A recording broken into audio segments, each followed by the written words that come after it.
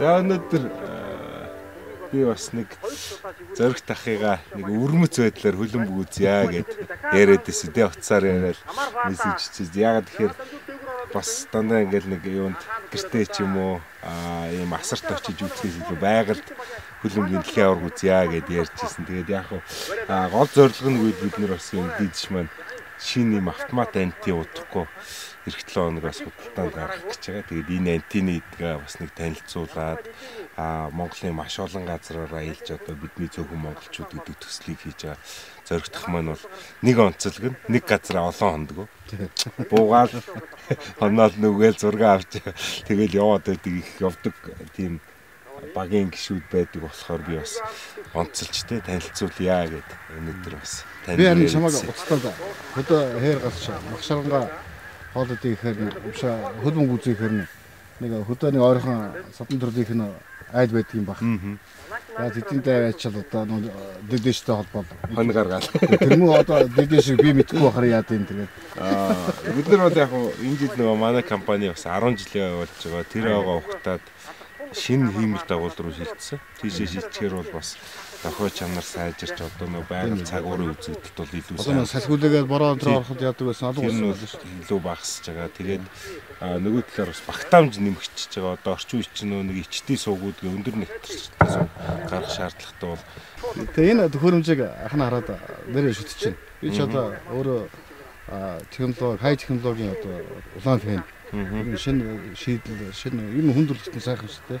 Зүгээр одоо гой мөхтөөд тэр бүгдийг одоо эзэмших хэрэгтэй. Би ингээд аяллаар явж байхад бол мэдээж одоо хамгийн ойрын нөхөр бол одоо машин унаа, камер, миний энэ хадлан дээл.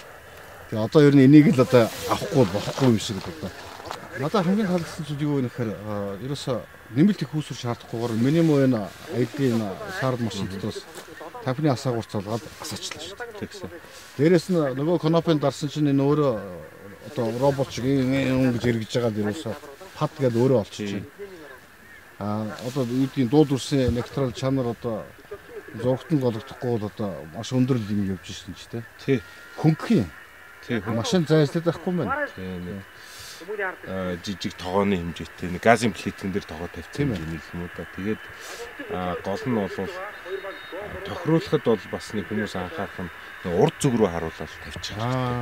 Тэр юм байна юм уу. Тэгэхээр илүү хурдан олно. Нэг байх. Тэгээ ер нь одоо хэрвээ энэ юм авцсан хүмүүс тохируулж чадахгүй бол намайг заагаад би очиж тохируулж игээ. Би дэшээ тохируулж нэг канапад арчих гээл тэгээд тохируулсан тийм ээ. Нэрээ бид нэг ийм юмтай болж байна.